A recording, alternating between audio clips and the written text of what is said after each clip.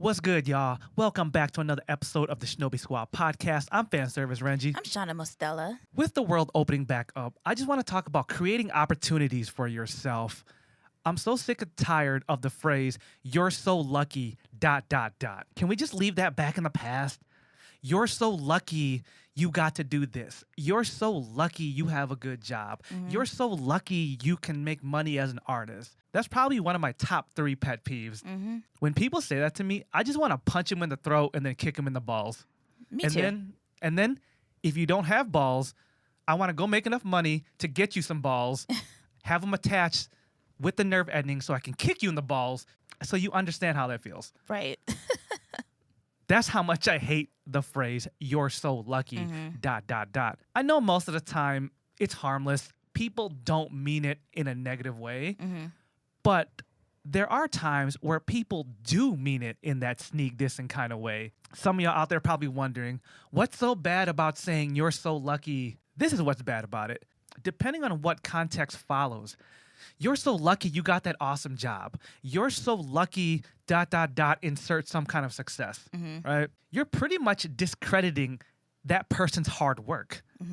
It doesn't matter how much work they put in. It doesn't matter they learned this skill at a young age and kept working on their craft. It doesn't matter that they went to college, paid for their student loan, did internships. Because what you just said was all this success came to them just because they were lucky. They went to the liquor store, bought a scratch ticket, and they scratched it off. And they said, congratulations, you are now a famous actor. Congratulations, you are the CEO of this company. Scratch, scratch, scratch. Congratulations, you're a famous cosplayer. And now you make a living off of this. Insert whatever art career you want. When some people flat out tell someone they're so lucky for their success, you've just discredited anything they did to be in that position. Right. And that's why it pisses me off. Needless to say, I've been told that my whole life. I've got into detailed discussions to where I've broken down my luck. For example, moving to Los Angeles. You guys are so lucky you live in LA. Am I? Am I that lucky? You know how hard it was for me to make that transition, give up everything I know, give up all my friends and my family on this side of the country and be far away from everybody. Just the social connection of it was hard, was a sacrifice. Oh, let's get into how much money it cost to do that. I had to save up 10 grand just so I can pay for first month's rent, put down payment. And for those that don't know, that was like $4,000 for me just to secure an apartment. That was already almost half the money I saved up to move. Then once I got there, had to furnish my apartment. Long story short, that 10 grand ended up being $1,000 after everything was said and done. All that money was gone within the first month. Then I had to start working full time to pay this ridiculous $1,700 a month rent. Oh, does that sound like luck to you? No. That was a lot of hard work. And that's just the brief version of all that. Luck is something that happens to someone just out of the blue. Like, you lucked out and found a $10 bill on the ground. When you get lucky, maybe you won the lottery. You know, just out of chance. Or you're at a casino and you lucked out and won a game. That's what luck is. Luck isn't someone's hard-earned success. If all it took was luck to get me to LA, just basing it on Shauna's example right there, that means I sat at home and someone knocked on my door. You want to come to LA? All right, here you go. Free of charge. Here's a paycheck. Just go to LA.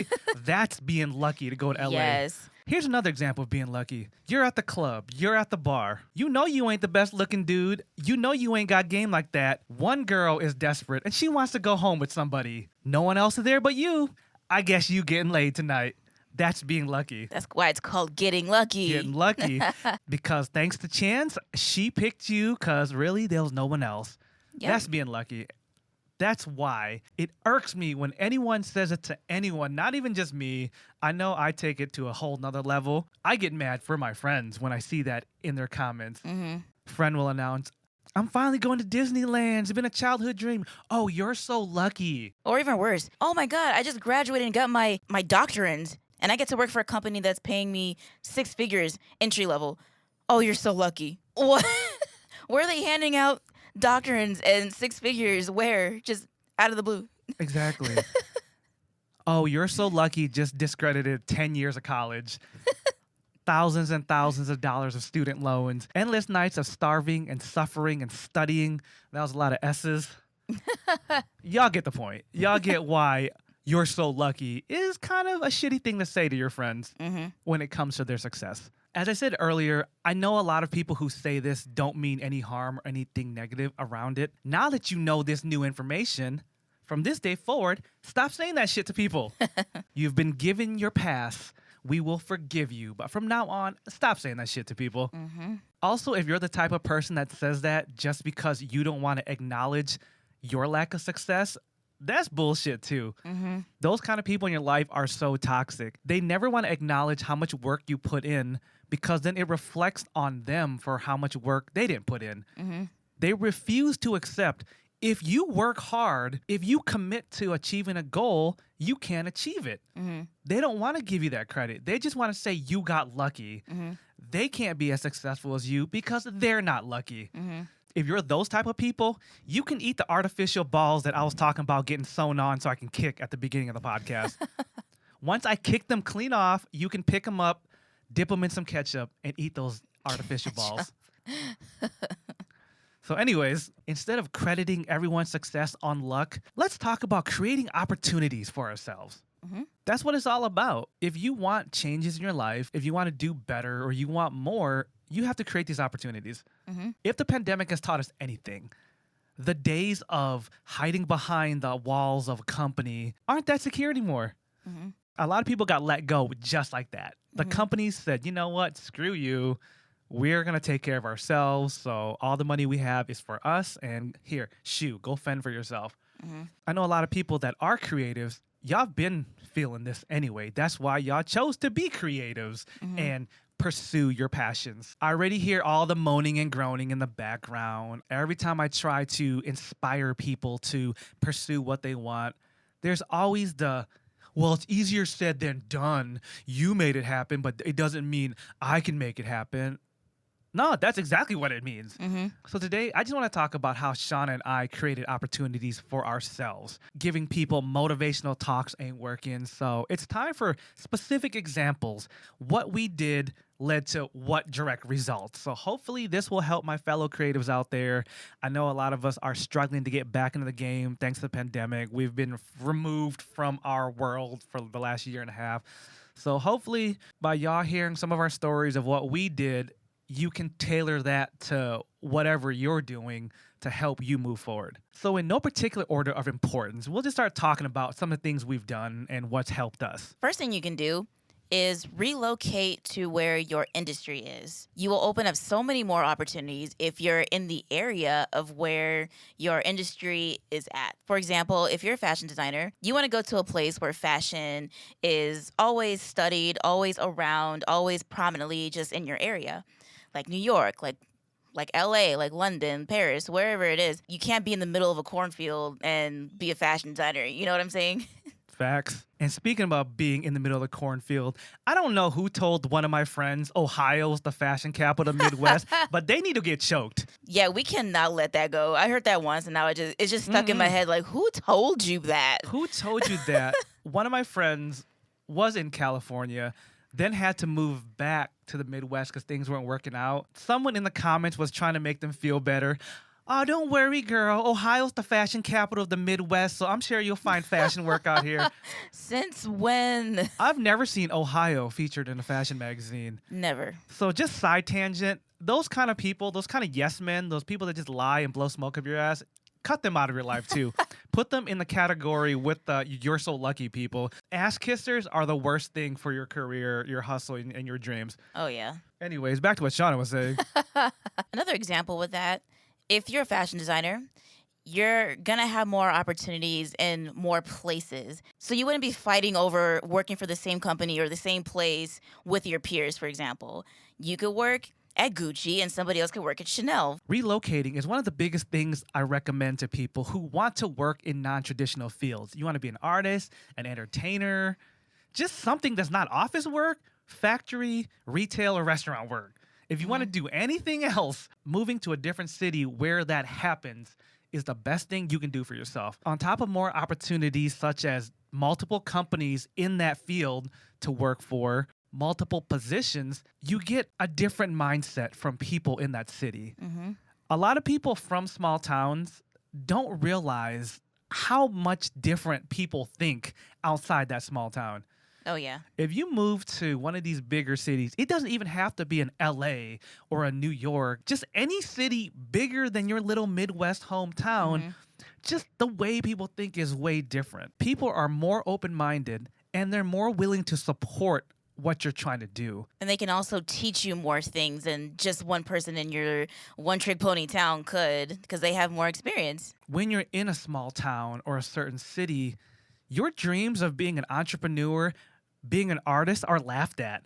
Why? Because everyone in this town grows up and works in the same factory their dad worked at.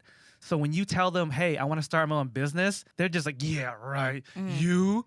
Nobody starts businesses around here. Oh, you want to be an artist? Nobody's an artist around here. That's their point of reference, that small town. So if no one else in that town has done it, they feel no one else can do anything else. Another good point is if you're in a town that has more to offer to you, you will most likely get paid more.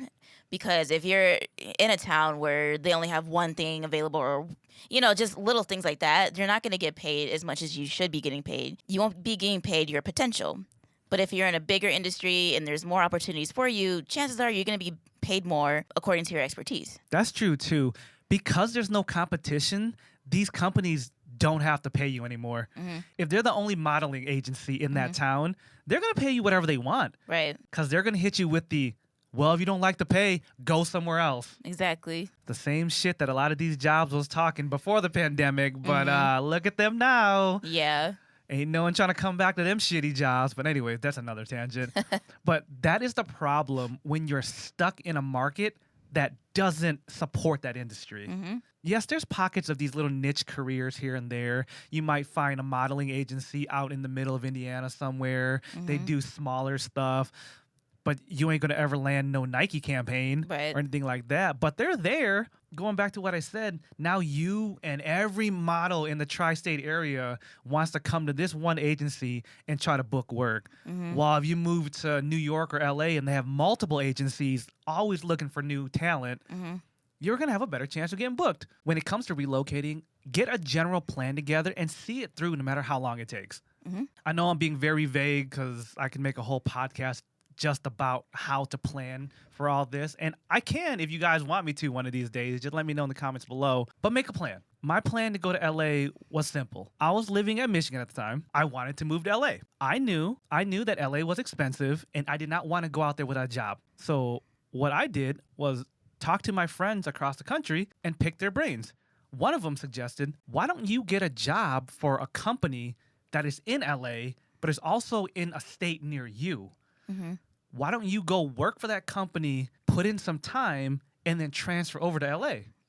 Sweet. I found a company in Chicago that was also in LA. Got a job in Chicago, moved to Chicago, stayed there for 4 years, saved up some money, and then I transferred to LA. When I took the job in Chicago, I didn't really know how many years it was going to take me to save up this money and get ready for it. But all I knew was in 3 to 4 years, I want to be out in LA. That's all I needed to know. You don't have to see the whole picture right now. You just have to know the next step. And then you figure it out the rest along the way. As those years passed by in Chicago, I didn't know exactly when I was going to LA. I just knew I was going. I just kept putting money aside every month. A lot of my peers always hit me with this. A lot of my peers always tell me this. It's too late for me. I graduated college and now I'm working this job and it's too late for me to start over. No, it ain't. I'll be the first to speak about starting over and relocating. I've left Michigan and have come back so many times. I don't feel bad about it. Every time I left, I learned something new that helped me finally get to where I wanted to go. So y'all better get a notepad and get ready for this. I went from Michigan to Orlando, to Atlanta, back to Michigan, back to Florida, back to Michigan, to Chicago, then to LA, and now I'm back in the Midwest. Oh, so you can definitely start over with a new plan as many damn times as you want. Make a plan, see it through. It's not like I got all kinds of money like that, but I knew what I wanted to do next. I knew what the next step in my career was. So I did it. And if you're afraid to fail, at least you try. Failing is not a bad thing. That means you went out there and you tried. You tried to do something new that you're not used to doing. You tried it. It didn't work out, but that doesn't mean that it's over. You can keep doing it over and over as many times as you need to. I saw the best meme that really summed that up to me. And it said, if you tried and failed, congratulations, because it's better than not trying anything at all. You experience something and you learn. Oh, and I should also mention, all those moves I did, they weren't all successes. Mm-hmm. I lost a lot of money doing all that, but the knowledge and the experience I gained is priceless. Mm-hmm. It helped me to become the person I am today. If I never ventured out that very first time and gone to Florida, I would have still been in my shell and just wanted to live in Michigan and work at the factory that my parents worked at that doesn't pay you shit, busting my back 50 hours a week for nothing, just to live a miserable life, have kids, and die. Like, no, I didn't want that. Those failures definitely taught me so much, and I don't regret any of it because I can look back and just see how much I lived. Mm-hmm. Like Drake said, everybody dies, but not everyone lives. Let that marinate. Now let's talk about what to do when you finally relocate to your new city. Step number 1, hustle hard and don't wait for things to just happen. That means chase any and every lead that's related to what you do. There might be a company that you might want to work for, like that's your number 1 priority, but just don't wait around for them to call you back. Stay proactive, stay getting people's numbers, stay connecting with people. Just in case something falls through, you won't be completely shit out of luck. You'll have these backup plans. It's always great to have a backup plan, even if it's not your first choice. I cannot preach that enough. In our time in Los Angeles, I've lost count of how many of my friends came from the Midwest, lived in LA for 6 months, moved right back, and that was it. As the years went by, more people would come. Some wouldn't even last 6 months. That's being generous. They'd be there for 3 months, run out of money, and have to go back home. Mm-hmm. What they all had in common was they did not follow step 1. Hustle hard and don't wait. A couple of them had dreams of working at Disney as a cast member. Mm-hmm. That is a pretty difficult position to get in. Oh, yeah. There's only so many cast members at Disney, Mm-hmm. and Disney has so many qualifications and so many this and that being a regular employee is hard. So going back to what Shana said. So if you want to be a cast member, you technically want to act. Instead of just waiting to be the next Cinderella, why don't you also try to get any other acting roles? You're willing to audition to be Cinderellas. Why don't you audition to be other characters? Say you do get booked for other characters. That will build your resume so when you finally get the chance to audition for Cinderella, they can be like, oh, okay, you've done other work. Mm-hmm. So many of my peers just sat around waiting for that one opportunity. They barely applied for any other jobs. They just waited it out and ran out of money. So many people come to these bigger cities like LA and New York with stars in their eyes. And I get that. When you come to a fresh new city like that, it doesn't have to be LA or New York, but when you go to a fresh city, of course you're going to have big dreams. And you just can't get discouraged when that one thing that you want to do falls through. The beauty of being in these big cities is that you can do pretty much anything. Mm-hmm. You don't have to do just one thing. That's going back to what Renji was saying about not putting your eggs in all in one basket. Like when you go to these places, you have bigger opportunities, more opportunities than you would in your smaller town where you came from. So there's so many other things you could do. You may want to be a Disney princess. That doesn't mean you should turn down an acting gig that you're perfectly capable of booking. Mm-hmm. You want to be an animator for Pixar, but don't turn down a chance to animate for DreamWorks or Lucasfilms or whatever other company. Mm-hmm. You're still animating at this company. You're still acting for this production company. Mm-hmm. Don't be so stuck on this is the only company I want to work for. A lot of people do that, though. Mm-hmm. The next thing I want to mention is step out of your comfort zone. So many of my peers move to these big cities and they get shook. I'm going to tell you right now, the easiest thing to do in this whole process is to relocate. Mm-hmm.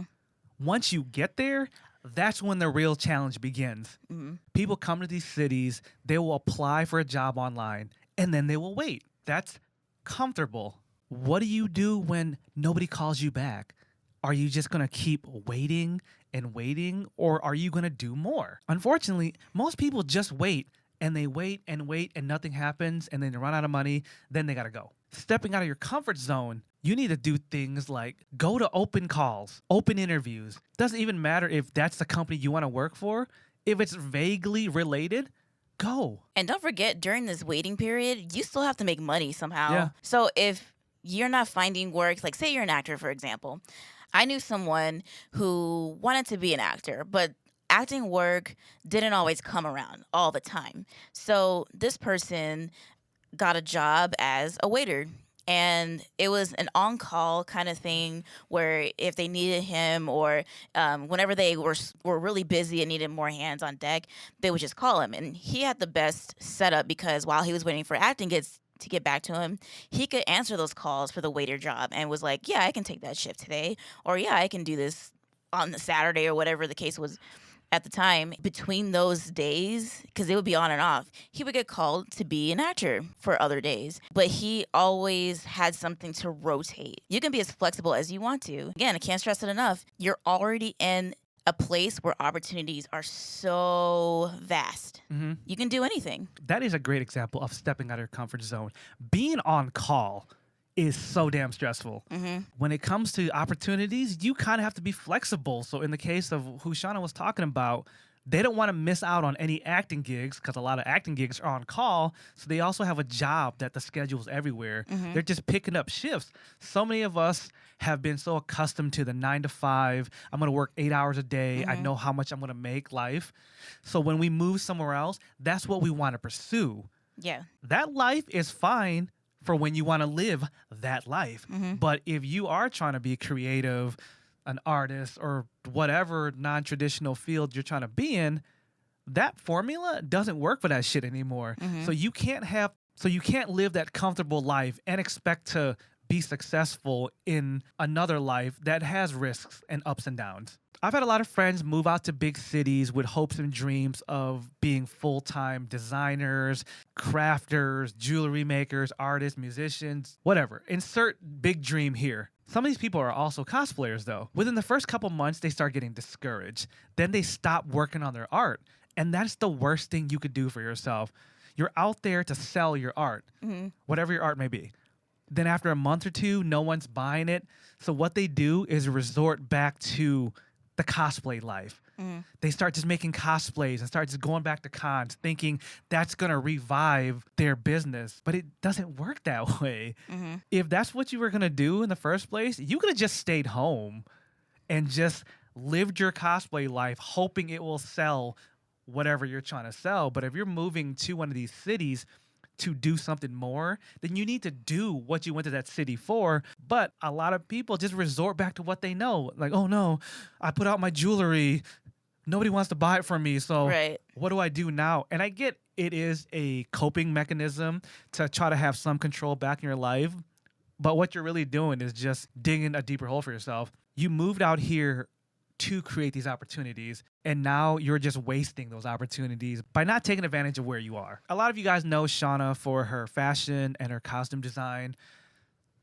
What some of you may not know is Shana's other life in entertainment. Going out to LA, I really did step out of my comfort zone. I really wanted to delve more into the fashion world and the fashion industry. But while I was looking for opportunities with that, I did a lot of acting and modeling while I waited. I really loved the idea of acting, going out there to LA in the first place, but I had never really been front and center in front of a camera like that on a national well-known show and things of that nature. But I was out there. I stepped out of my comfort zone. Even when I had lines, like I was terrified, of course, but I learned how to do those things and I learned to pick up those kinds of gigs. I had to be in front of the camera and I had to do things that I wasn't really that comfortable doing all the time, but I still had to do something. Even though you weren't that experienced as an actor, you still stepped out and pursued these opportunities. Oh, yeah. You went to auditions, you went to casting agencies, you did the whole nine. Why? Because you were there in the city where it happens, and I'm sure you had a bigger plan. Well, shit, if I can book some roles and get my face in more places, that will help my fashion grow. Oh, yeah. I was used to already going to go-sees for modeling gigs, and I was used to, just showing up with my portfolio, and they just looked through it and it was like either yes or no. But out in LA, that was a different story. I had to not only show up and, do all of that, but I also had to speak. I had to show who I was. They had to get a feel of where they could place me and what kind of character could I play and where they going to put me. It was a lot of pressure, and it was something that I never really did too much of before. So I definitely put myself out there. As for me, when it came to the acting experience, it definitely taught me what it meant to create your own opportunities. Mm-hmm. A lot of people think they're just going to sit at home and a Hollywood agent's going to be like, you're going to be the next Tom Cruise. I mean, I guess nobody really wants to be the next Tom Cruise right now because he's kind of weird. But you're going to be the next Chris Evans. That's not how any success story works. Mm-hmm. Being out in LA further taught me, if you want something, you need to go and get it. These auditions, these casting calls, first off, you have to find these calls to begin with. It's not like you just go on Craigslist and it says, we're casting for the next Marvel movie, come on down. Like, there's a whole process to even figure out how to get to an audition. But once you get through all that, you have to prepare yourself for that. Man, I'll never forget this one time I was working on a TV show and I just happened to come with my hair in like a long braid and I had like colors that kind of match my skin tone and everything. It looked a little bit tribal. Around that time, I was like constantly on this one game show and somebody who was just passing through from another TV show happened to see me and was like, you know, you'd be perfect for something that I'm working on. That ended up landing me a minor role on this big TV show. It was a non-speaking role, but I ended up being one of the main features of the episode. And I was dressed like an Amazon warrior. And guess what I had in my hair? A braid. Mm-hmm. And they're like, someone has like just happened to be passing through on set and was like, you'd be perfect for this one character that I have in mind. Would you be down to come? And I'm like, hell yeah. Yeah. So needless to say, after that, I started going to all of my go-sees and all of my auditions with braids in my hair and everything just to get that look. And ended up getting booked for something else that was like an Amazonian character. I just kept it going. So I took that opportunity because I knew that that's what a lot of people were looking for at the time. That goes back to having a plan. You intentionally did that because you knew it was going to work for something. Oh, yeah. Because I fit the character. I fit what a lot of people were looking for. So I'm like, okay, I get where this is going. So I'm going to keep doing it. That's stepping out and putting in the extra work. If I do this, this will increase my odds of getting booked for these roles. And it did. Instead of you just waiting at home, like, maybe someone will just call me. You took it upon yourself knowing that you were going to be in front of other producers and other casting agents, and you made sure they noticed that about you. That same braid, I went to where you get your headshots taken for an agency, and they had that picture on file, and then more people started calling me after just looking at my profile pictures, like, she fits this character that I want. Yeah. I started getting more acting jobs that way. During that time in LA, we only had one car. I had a full-time job in the morning. Schedule was hectic. I could be working an 8-hour day or a 15-hour day at any given moment. We don't know. Just depends on if our clients were having a good day or if they wanted to be divas and make us rearrange everything we just did. Anyways, we only had one car and I had to take it to work because I had an hour drive to get to work. Whatever Shana had to do, whether it's show up for a gig, go audition, go to a casting agent, she had to take public transportation. Once again, that's stepping out of your comfort zone. We were used to just driving where we had to go, but now we're in this situation. Was Shana going to turn down this work because she didn't have a car to get there? Or is she going to figure it out? So the only choice Shana had was public transportation. Damn, was the struggle real. Public transit in LA and California in general is not the same as public transit in Chicago or New York or anywhere where public transit is like a thing, like a bread and butter kind of thing. Yeah, it's pretty much non-existent. It's there, but is it really there? It's not very accessible. Like, I had a hard time getting from one city to another because public transit just wasn't there like that. You could take a train, and that one train might get you so far, but then you have to take, like, several buses to get to your final destination. When you're on the Bill Bellamy game show, like, how long was that trip? That was a good hour and a half because... Of just riding? Of just riding. And then wasn't there, like, you had to walk Yes. to the station? There was a good hour and a half on the bus itself. And then the bus only went so far. And it would stop in the middle of, let's just say you got to Pasadena, right? It got you to the start of Pasadena, but then you have to walk through the city of Pasadena to get to this studio. Damn. I had to walk a good 45 minutes in the LA heat. In the LA summers. Damn. This show was in the middle of summer. I don't know why they put it like that. Those were 110 degrees sometimes, 105, 100 whatever degree weather. By the time I got to the studio, I was drenched. Y'all gross. The makeup people, thank goodness they had that, would have to touch me up because Yeah. they're like, girl, you looking a little busted right now.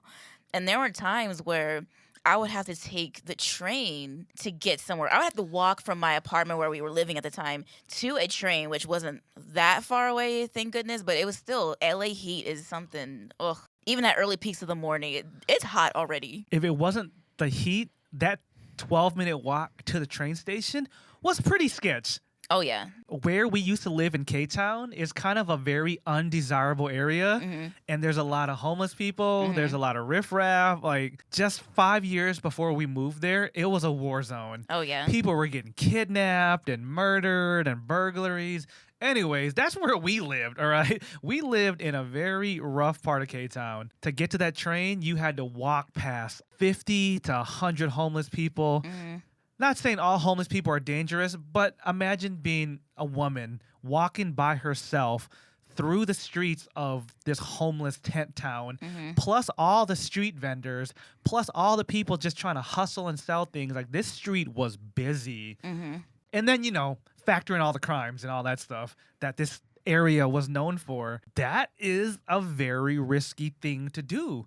I felt uncomfortable with Shana doing that, but at the same time, it's like, this is what we got to do to survive. There'd be certain nights where if I got home on time and I knew what time Shana was leaving set, I would walk to the train station and try to meet her to walk her back. I was also very fortunate that I did have a hair and makeup team on certain occasions. Like, I was very, very, very fortunate that sometimes I would have that. But there would be times when I would have to plan to bring my own wardrobe, and sometimes they would have wardrobe for you, but I would have to plan to bring my own wardrobe, and I wouldn't even wear that shit until I got to the studio because I knew I would be drenched by the time I got there. I would do my makeup, my own makeup. I would just like hurry up on the bus and the train, and I would just be like doing my makeup on the way there because sometimes I would have to take a train to a bus to a train to a taxi to another train. It was a lot, guys. Like, a lot of you are so spoiled by your availability for public transit, but it's just not like that in LA. Needless to say, I was very thankful when I had the chance to use the car sometimes, and that really did save me. But I didn't miss those opportunities just because I had to take the train or the bus. I did not miss a single opportunity. There were times where, it'd be like a night call where I couldn't obviously go in the middle of the night because of where we lived, but I still did what I could, and I did everything that I could possibly do when the times weren't as violent. But we made it through. I made it through, and I made it work for as much as I could, and I don't regret any of it. Let's bring it back. Shana's original LA goals was to build up her fashion career more. A lot of you are probably like, well, then why is she acting? Here's why. She knew she had to build her brand by gaining exposure, being on TV, by doing these gigs, by being a model. It built her brand amongst her independent audience that she already had gained. She didn't wait for the fashion world to notice her. She took her fashion career into her own hands so she could sell her clothes to the people that already follow her. By being on TV, by being a model, by having this exposure, it built her brand. The people that followed her loved her even more. They're like, oh shit, look at Shana doing it. That led to them wanting to support her more. That allowed Shana to also raise her prices because now Shana has leveled up in her career, but her fans, her followers didn't even trip. They're like, oh shit, Shana was on Grey's Anatomy. I'll pay more for that dress. And that's why we're saying take advantage of whatever opportunities in front of you. If you're capable of doing it and it will help you build your brand, then do it. Shana could have just sat around waiting for fashion company XYZ to call her, like some of our peers, and then end up going back to Ohio, to the fashion capital of the Midwest. But Shana didn't, unless you want to be a part of Ohio Fashion Week. I mean, that's cool and all, but not trying to shit on your dreams. Ohio Fashion Week. But speaking of fashion, eventually you landed a fashion internship. Oh, yes, I did. Once again, public transit struggle, but it was worth it. I didn't get paid, but I saw so much potential with the person that I interned with because of the kind of jobs that she was getting and the kind of things that she was offering to her interns to help her with. Through this internship, I got to polish my skills as a designer. I got to learn more about the business. I got to see all aspects of the business because the person that I interned with, she was already a SAG designer. And what that means is she made costumes and clothes for TV shows and movies. So she taught me everything that she learned, and I got to learn a lot of the behind the scenes through her. And I forgot to mention this. She wasn't a big fashion house. She was an independent designer who worked for these big corporations and these movies and TV shows on her own. And what made her so special is because she wasn't Dior and she wasn't Versace. She was an independent artist. Sounds like someone I know. Yeah, and she was out there doing it. Oh yeah. People get so caught up with the brand names of what they want to do, but they forget about the people who are also behind the scenes, who are also working those same kind of gigs. There's a lot of designers that people you've never even heard of who are still making a name for themselves and who are still doing big things. You don't have to work for Versace to be a part of that world. As I was working with this person, as I was proving what I could do as a designer, she started to trust me more and started to give me my own personal projects to work on so she could shop it out to magazines and things like that. I ended up getting 2 of my dresses that I worked on for her published in a magazine. It was Viva Glam magazine, and I got to dress the amazing, the incredible Candice Kita. She was on Power Rangers as a masked rider. She's a phenomenal actress. Look it up. It's amazing. A lot of people want to write off internships because the first thing they see is no pay. They don't think about the experience and what happens with that experience. It's priceless. Then they have the opportunity to design and dress someone like that, to have your work published. That's stuff that you can't put a price tag on. You could have went to go work for another company in Ohio and be the... Yeah, you could have got a job in the fashion capital of Ohio.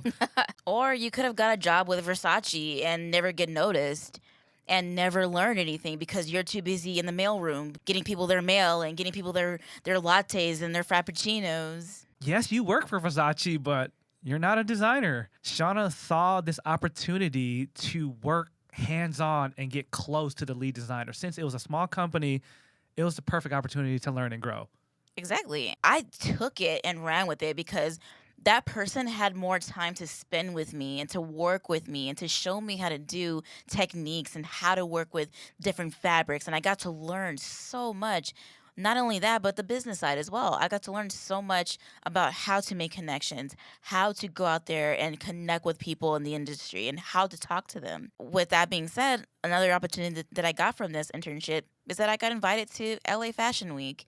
And I wouldn't have been able to do that had I not worked with someone independently, because that person took me under their wing. It felt personal. It would have been a dream to work with someone like Roberto Cavalli or Alexander McQueen, but I would have just been that girl working on, I don't know, like snack duty or whatever, or coffee duty or whatever. For years. For years before I ever even got that ticket to LA Fashion Week. And that's so important. I'm sure a bunch of people listening was like, okay, Shana, that's all nice and all, but how did you get that opportunity? How did you learn about it? Actually, going back to what we were talking about earlier, I was looking for an opportunity in fashion and really couldn't find anything because there were so many bigger names that weren't really looking for anybody at the time. I took it upon myself to look on Craigslist.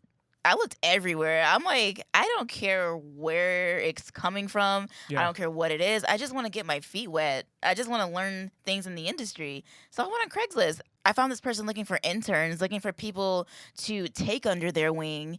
This person was seeking someone, and I took the opportunity. Applying to jobs on Craigslist sometimes is pretty sketchy. Oh, yeah. It does take a lot of vetting to figure out what's real and what's not. But it's also a resource. A lot of people forget about what's right there in front of them.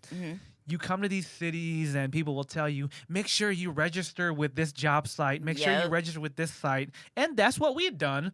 We had paid the money to be on this expensive-ass database to book gigs and stuff like that. But people also forget about things that are free. Things like Craigslist. There's a lot of scams, but there are a lot of real opportunities as well. While you're waiting, why not look at Craigslist and figure out what's there? Sometimes it is that simple. People overthink things. They overthink, how can I do this when they can just Google how I can do this? Or they think, man, I wish there was a place I could look for jobs that I didn't have to pay money for. I know, the cabbie dude on Instagram. Craigslist. Simple. I know people are like, well, Craigslist has a lot of scams. How do I know what's a scam?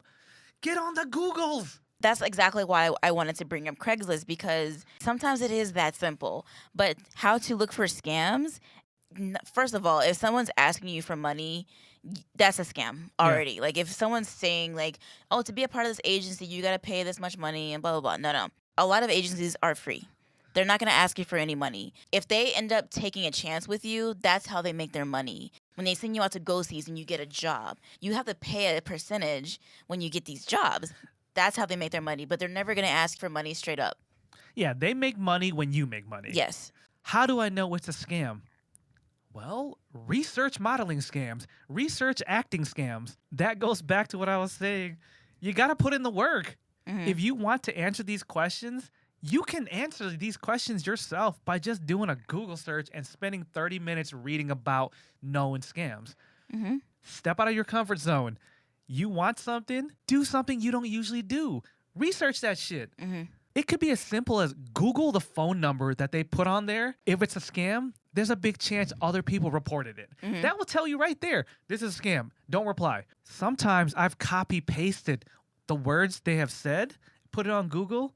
Someone else would have reported that. Because a lot of these scammers copy-paste the same shit in Craigslist ads across multiple cities. Mm-hmm. That's being proactive. That's a lot of things that people don't do. But since Shana did all that, she was able to land this awesome opportunity that boosted up her fashion life. Let's bring it back to another important thing about why you need to relocate to where the opportunities are. Let's bring it back to what we're talking about. Why do you have to relocate? You got to be where the action is at, and you have to be where the people you want to work with are.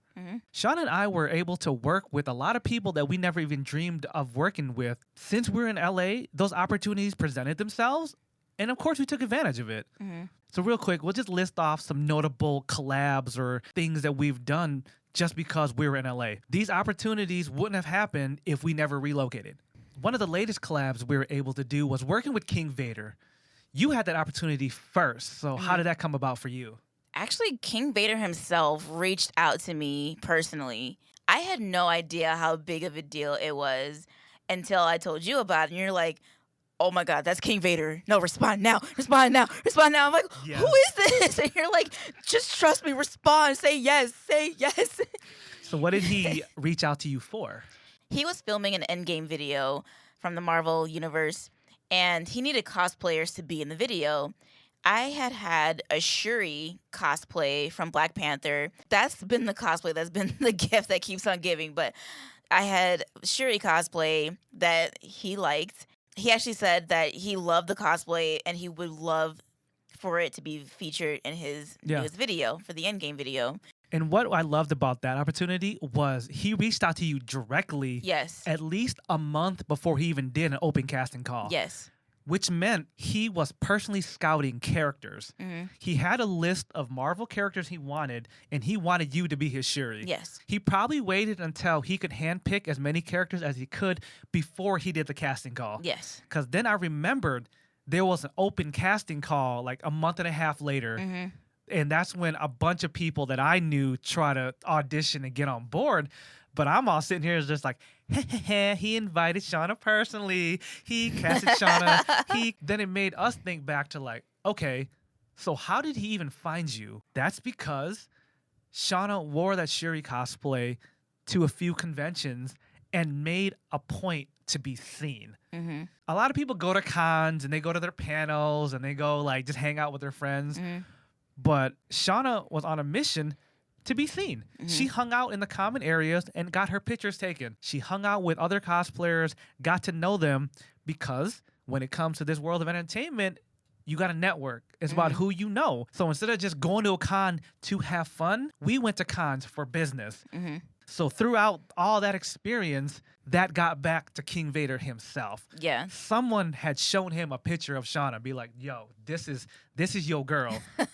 Again, being proactive. Stepping out of your comfort zone and doing things to put yourself in a better position. You have to be somewhere to be seen and heard.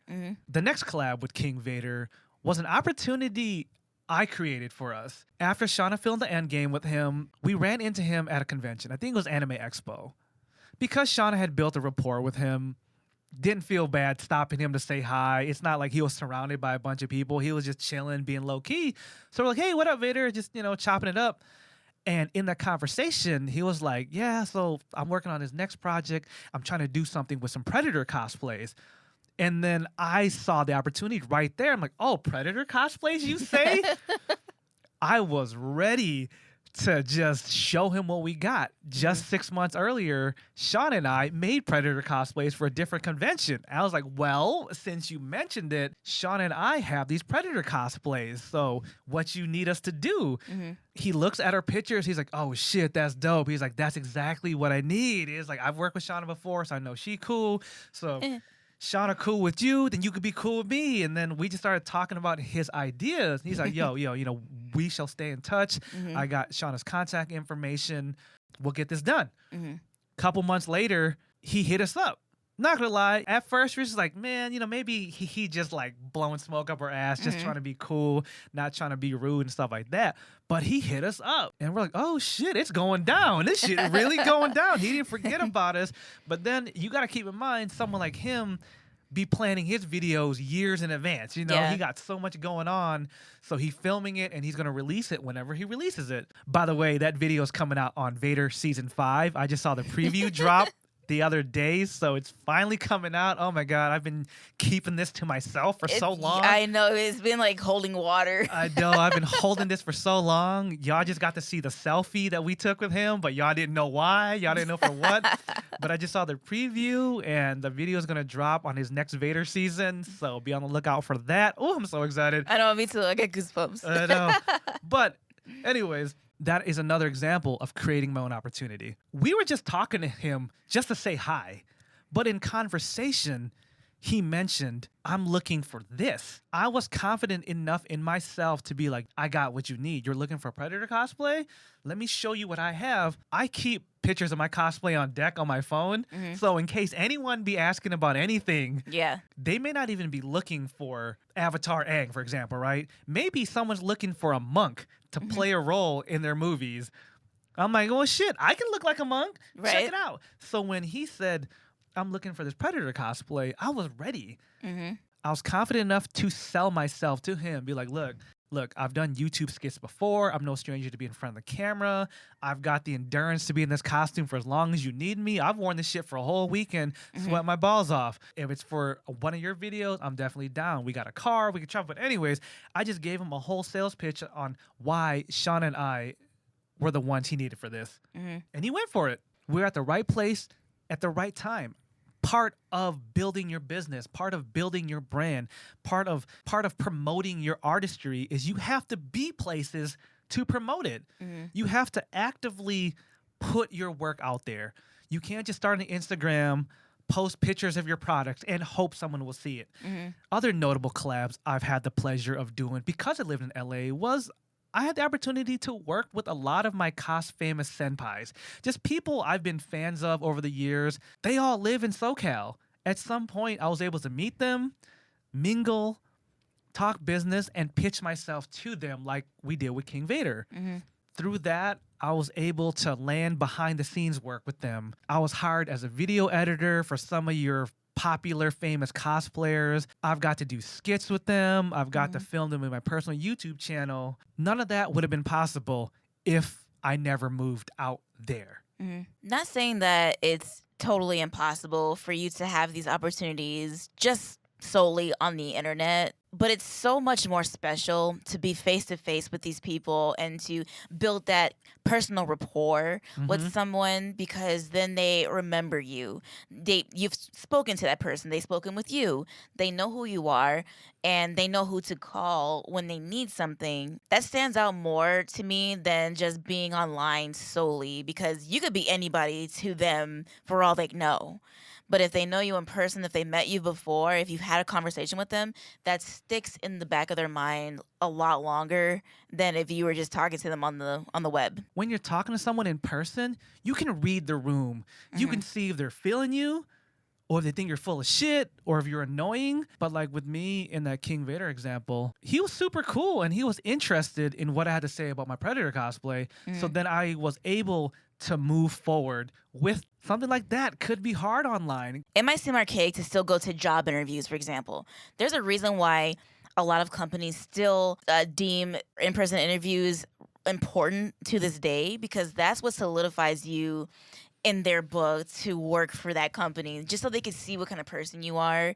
Because over the internet, again, you could be anybody. They don't know, but that's why even with job interviews, it's still so important in this day and age when there's things like Skype and Discord and things of that nature. But it's still so important to show your face in public. Your personality will book you jobs. Oh, yeah. We gave you all these examples to let you know how important being in the right place at the right time is. Oh, yeah.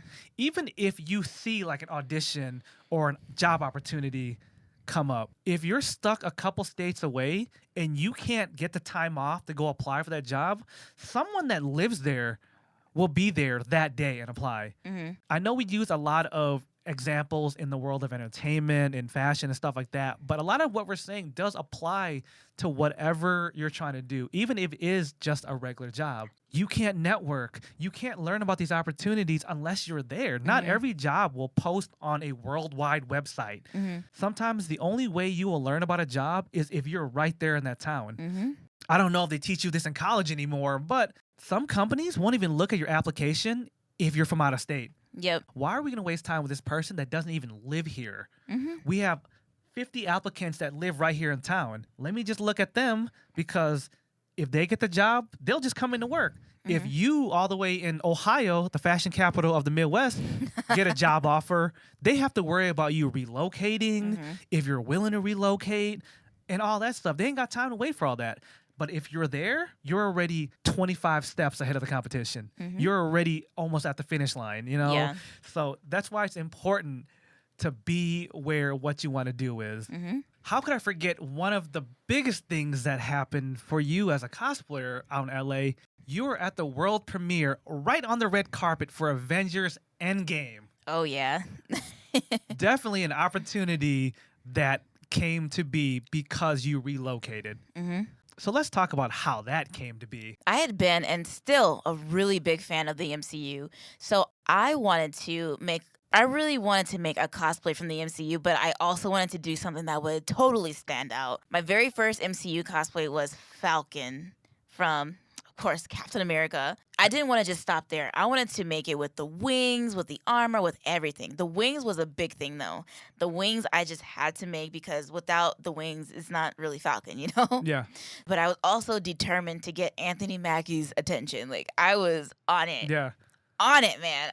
So I had to make sure, at the very least, the wings were complete and just perfect. For those that haven't seen those pictures, those wings have like a 6-foot wingspan. Oh, yeah. Shana was thugging it out at cons, couldn't go through doors, couldn't walk anywhere because those wings stuck out so far. Correct me if I'm wrong, but there's no other Falcon cosplayer that has wings that big.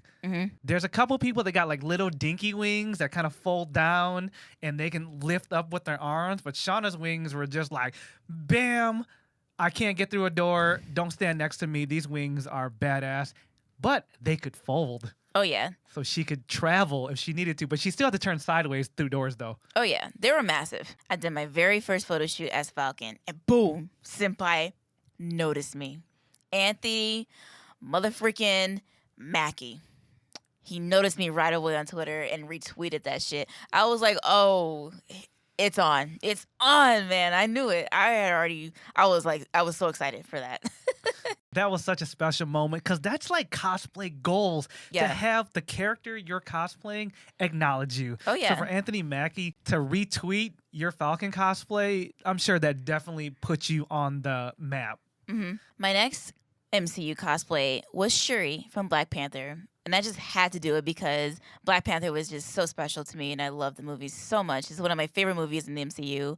And just like Falcon, Shuri got a lot of notice, and I took it around to a lot of cons, and it was just one of the popular cosplays that I've done. As Shuri, I made sure to go around, and after someone took my picture, I would speak to them. I would go to people, go to booths. I was mobile. So you followed up with people pretty much. Yes. Going to cons for business versus for fun.